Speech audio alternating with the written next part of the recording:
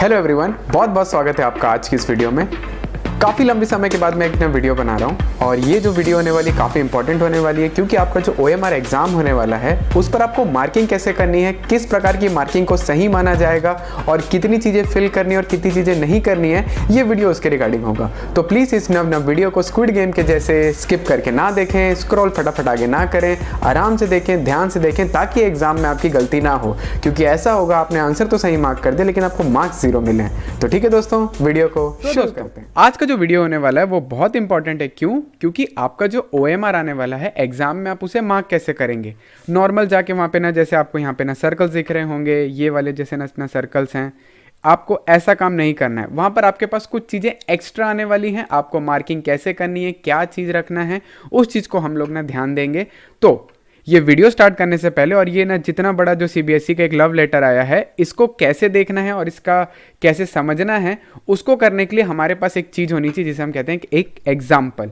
तो वो एग्जाम्पल क्या है, बहुत ध्यान से समझते हैं। मान लेते हैं कि आपको एक OMR क्वेश्चन आया और उसमें लिखा है एक एप्पल बना हुआ है, what is the colour of this Apple, यानी कि ये एप्पल का कलर क्या है। आपका ऑप्शन A है येलो, B है रेड, C है ब्लू, D है ग्रीन।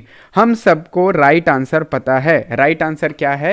रेड। लेकिन आप इसे एग्जाम में मार्क कैसे करेंगे? अगर आपने मार्किंग ना करी, वहां पर आप कहां पे गलती करेंगे, आपको क्या चीजें नहीं करनी और आपको क्या चीज करनी है, मैं वही आपके साथ यहां पर डिस्कस करने वाला हूं। अब जो CBSE का लेटर आया इसमें ना कुछ इन्होंने कंडीशंस बनाई है ना, टोटल इन्होंने कंडीशन बनाई है 11 कंडीशंस बनाई है कि उनमें 11 कंडीशन में कौन सी चीज सही होगी और कौन सी चीज गलत होगी, वो आपको यहां पर बताने की कोशिश किया है। तो चलिए दोस्तों शुरू करते हैं। फिर यहां पर आपके पास बेसिकली दो चीजें होने वाली, नंबर 1 और ना नंबर 2। ये ना दो चीजें आपको एग्जाम में मिलने वाली है हर क्वेश्चन पे। जैसे कि अभी हम देख रहे थे जो हमारा क्वेश्चन नंबर 1 था, तो आपको क्या क्या मिलेगा, ये बॉक्स के साथ आपको 4 सर्कल मिलेंगे और एक आउटर कॉलम में भी एक आपको सर्कल मिलने वाला है, यानी कि टोटल 1 और 2, ये ना दो चीजें आपको मिलने वाली जो आपको बहुत ध्यान से समझना है। कंडीशन नंबर जो 1 कहता है वो कहता है for giving a response 4 circle that is A B C D are given in front of each question in a row, candidate once confident about the correctness, अगर तुम कॉन्फिडेंट हो कि तुमने जो किया करेक्ट है आपका, of reply should darken the circle with pen, should darken the न सर्कल विद पेन। यानी कि मान लेते हैं अब मेरे को लग रहा है कि आंसर है A, तो मैंने क्या करूंगा, A को अच्छे से ना डार्क कर दूंगा।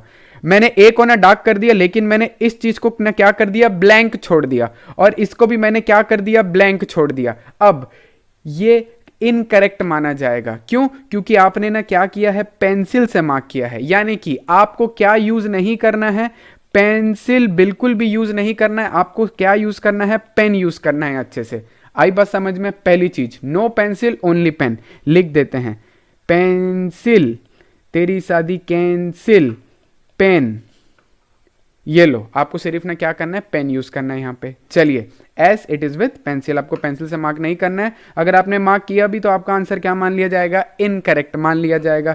चलिए दोस्तों आगे बढ़ते हैं अपन लोग। अब बात आती है कंप्लीटनेस की। जैसे कि for given response 4 circle that is ABCD given in front of each question in a row, candidate once confident with the correctness of replying should darken the circle with pen, with pen, pen से ही करना है, वही चीज बोल रहा है। अब आपने क्या किया दोस्तों, आपके पास ये ना 2 पार्ट में आएगा, इसे मैं कहता हूं पार्ट 1 और इस चीज को मैं कहता हूं पार्ट 2 और इस चीज को मैं कहता हूं पार्ट 3। चलिए, अब आपने क्या कर दिया, आपको पता है एप्पल का कलर क्या होता है सर, रेड होता है। आपने B को दबा के अच्छे से ना क्या कर दिया, मार्क करना स्टार्ट कर दिया। यहां पे आपने B को मार्क कर दिया, लेकिन आपने एक गलती कर दी, आपने यहां पे B लिखना आप भूल गए, आपने B यहां पे लिखा ही नहीं आपने, तो आपका आंसर क्या मान लिया जाएगा, फिर से इनकरेक्ट मान लिया जाएगा दोस्त। यानी कि जो भी आप सर्कल को फिल करते हैं उसको आपको यहां पर लिखना है। एक जो बॉक्स दिया गया आपका, जो हर एक आंसर, हर एक क्वेश्चन में आपको 1 पार्ट और 2 पार्ट, 2 चीजें दी जाएंगी। आपको सर्कल भी करना है, आपको बॉक्स में भी भरना है। इस वाला जो हमारा जो 3rd कॉलम है उसको मैं आपको आराम से बताऊंगा, जो 3rd पार्ट है हमारा, कि उसके साथ क्या करना है। नेक्स्ट, अब आता है तीसरी कंडीशन, कहता है after 4 circle are over a box is given in the same row, candidate have to write the correct option in the box that is A और B और C और D एज देयर आंसर। जैसे कि हमने बोला हमारा answer था B, हमने B को न क्या कर दिया, सर्कल कर दिया अच्छे से, और हमने B यहां पे लिख दिया। तो दोस्त ये चीज आपकी क्या मान ली जाएगी, करेक्ट मान ली जाएगी और आपको 1 नंबर मिल जाएगा यहाँ पे। आई बात समझ में? यानी कि sir part 1 is also compulsory, part 2 is also compulsory, B answer है, बी आपने यहां पे ना लिख दिया।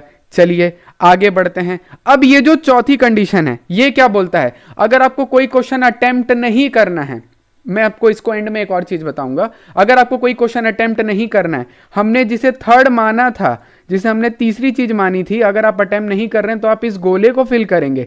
ये वाला जो आपका गोला है इसको आपको अच्छे से ना फिल करना है। इसको फिल करने से ना क्या होने वाला है कि वो कंसिडर किया जाएगा नॉट अटेम्प्टेड। वो क्या माना जाएगा? नॉट अटेम्प्ट, यानी कि आपको उसका मार्क्स कुछ भी नहीं मिलेगा।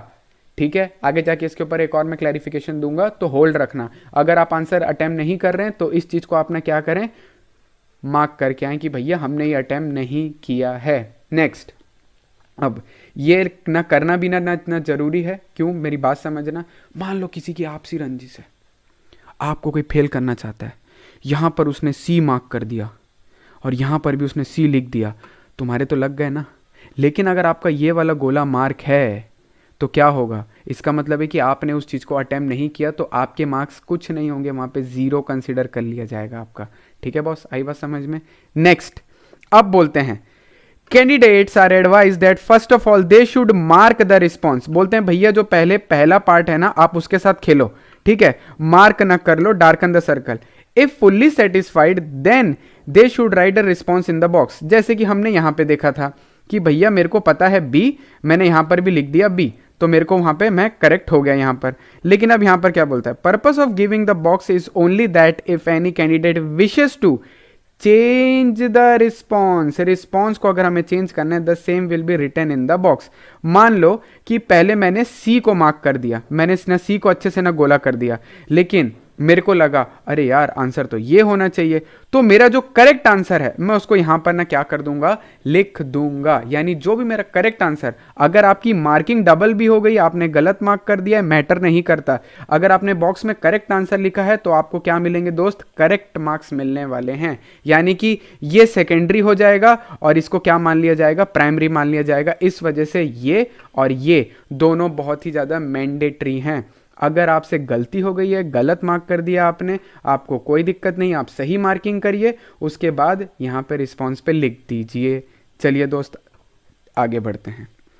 Candidate are advise that first of all they should mark the response by darkening the circle. If fully satisfied then they should write a response in a box. Purpose of giving the box is only that if any of candidate wishes to change the response, the same should be written in the box. अब दोस्त क्या होगा?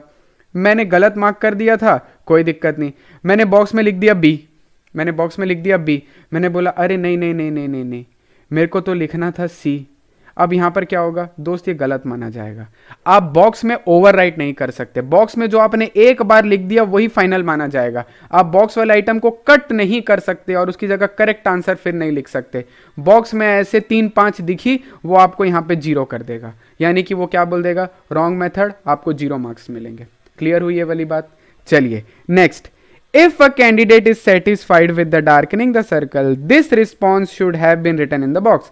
Candidate have to reply both in circle and in the box. As usual, जैसे मैंने कहा कि भैया आपको यहां पर भी करना है और आपको बॉक्स में भी लिखना है, तभी बोथ होंगे, तभी आपको यहां पर मार्क्स दिए जाएंगे, अदरवाइज आपको कुछ नहीं मिलने वाला।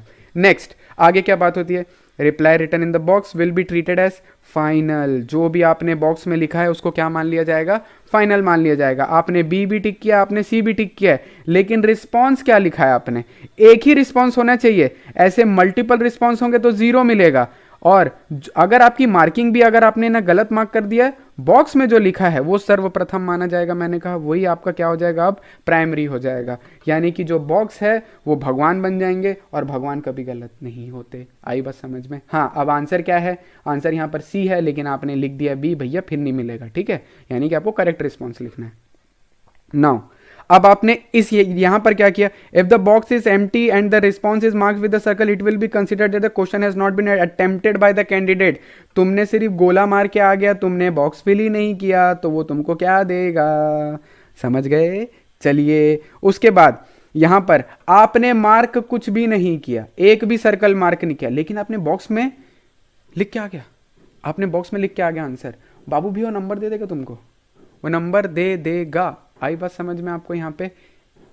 नाउ लास्ट वो ना क्या बोलता है, अगर आपने ये बॉक्स, ये सर्कल्स और ये भी कुछ नहीं किया, किसी को हाथ भी नहीं लगाया, तो वो क्या मान लिया जाएगा?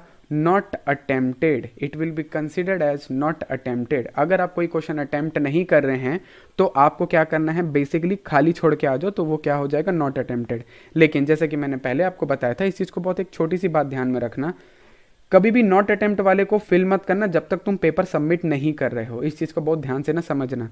ये जो नॉट अटेम्प्ट वाला पार्ट है, इसको फिल मत करना जब तक तुम पेपर सबमिट नहीं करोगे। जब आखिरी के 2 मिनट या 3 मिनट बचे होंगे ना आपके पास एक्स्ट्रा टाइम, तब आपको लगे कि नहीं भाई बन ही नहीं रहा है, फालतू छोड़, मेरे हिसाब से तो इसको तो कभी हाथ लगाना ही मत। तुम कुछ भी एक बार अटेम्प्ट करके आ जाओ, कोई चीज़ नहीं बनी तुक्का मार के आ जाओ, लेकिन मार के जरूर आओ, कि ना क्या पता कभी जय माता दी सही हो जाए आपका। ठीक है, ये वाले को तो मतलब मैं बोलता हूँ पूरा का पूरा इग्नोर ही करो आप, कुछ ना कुछ मार्क करके ना जरूर आना भैया। ये वाले को तो छूना ही नहीं अपने को, ये वाला ध्यान रखना। तो ये बॉक्स को इग्नोर करना, जैसे तुम्हारी क्रश तुम्हारे डीएम को कर दिया, तो इसी हिसाब से इस बॉक्स को इग्नोर करो। उसके बाद इसको और इसमें आपको खेलना है। अब ये सब बहुत ज़्यादा ना कॉम्प्लेक्स हो गया है, मैं इसको एक ना थोड़े से ना सिंप्लीफाइड ना वे में आपको समझाना चाहूँगा।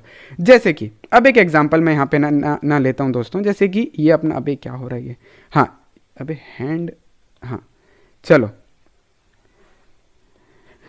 हाँ अब मान लेते हैं कि यहाँ पर आपके पास एक OMR शीट आई, ये आपके पास आई OMR शीट। ठीक है दोस्तों, ये OMR शीट में आपका लिखा है 1, ये जो क्वेश्चन नंबर 1 है, इसमें है A circle, B circle, C circle, D circle, एक बना है बॉक्स और एक और बना है गोला।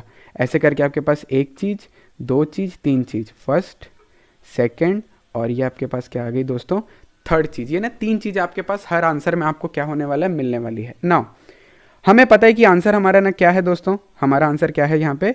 ना रेड है। चलिए मैंने क्या किया, सबसे पहले इसको मार्क करना स्टार्ट किया। अब मैं जब मार्किंग ना करूँगा, सबसे पहले ध्यान रखना मार्किंग एकदम पूरी करनी है आपको, कहीं पर कुछ छूटना नहीं चाहिए। मार्किंग ये हो गई। ऑलवेज याद रखना मार्किंग हमेशा किससे होने वाली है आपकी दोस्त? पेन से होगी, पेंसिल से आपकी कभी भी मार्किंग नहीं होने वाली है। अब मेरा करेक्ट रिस्पॉन्स क्या है? बी। तो ये चीज मेरी कंसीडर कर ली जाएगी राइट, मेरे को 1 नंबर मिल गया। अब यहां पर और क्या हुआ, मान लेते हैं कि मैंने ना यहाँ पे मेरे से एक ना गलती हो गई, मैंने ना क्या कर दिया, मैंने सी भी मार्क कर दिया था, मैंने सी भी मार्क कर दिया, मैंने ना बी भी मार्क कर दिया। अब मैंने पहले सी मार्क कर दिया, एक सेकेंड, मैंने सी यहाँ पे मार्क ना कर दिया, लेकिन मेरे को पता चला अरे सी तो गलत आंसर है, करेक्ट आंसर क्या है मेरा? बी। तो मैं क्या करूँगा, दोनों मार्क हो गए गलती से ना, कोई दिक्कत नहीं, सही मार्क किए। उसके बाद क्या हुआ, मैंने यहाँ पे बॉक्स में क्या लिख दिया दोस्तों? बी लिख दिया, मेरा आंसर यहाँ पर करेक्ट हो गया। अब आगे एक और आपसे ना दिक्कत हो गई। क्या दिक्कत हुई, बहुत ध्यान से ना समझना। आपने यहाँ पे लिख के रखा है सी, आपने यहाँ पे ना क्या कर दिया, सी को मार्क किया और आपने फटाफट ना क्या कर दिया, यहाँ पे लिख दिया सी। अब आपको ध्यान में है अरे आंसर तो बी है। अब आप काटे, यहाँ पे लिखे बी, दोस्त तुमको वो क्या करेगा, 0 दे देगा। क्यों? बॉक्स में ओवर राइटिंग नहीं करी जा सकती। ठीक है, अब आपके पास बहुत हड़बड़ी थी, ए बी सी डी और यहाँ पे था बॉक्स, आपने लिख दिया बी। अब आपके ना दिमाग में ना टेंशन आएगा, यार मैंने तो मार्क करना ही भूल गया। कोई दिक्कत नहीं, आपने बॉक्स में बी लिखा है ना, आपको पूरे मार्क्स मिल जाएंगे। आई बात समझ में यहाँ पे? ये वाला जो ना तीसरी वाली चीज़ है, इसको अपने को इग्नोर करना है दोस्तों। ठीक है, कैसे इग्नोर करना है आप समझ गए ना? ओके, सो यही थी वीडियो जो मैं आपको ना समझाना चाहता था, और ये बहुत ही ज़्यादा इंपॉर्टेंट वीडियो है। हाँ, और ये OMR शीट के साथ मैं कुछ क्वेश्चन ना सॉल्विंग की वीडियो भी लेके आने वाला हूँ, जिससे आपको और ज़्यादा क्लैरिटी आ जाएगी कि हमें क्या चीज़ करनी है और हमें क्या चीज़ नहीं करनी है। तो दोस्तों ये वीडियो यहीं तक थी, तो मिलते हैं आपसे अगली वीडियो में। तब तक के लिए stay motivated, stay positive and take care.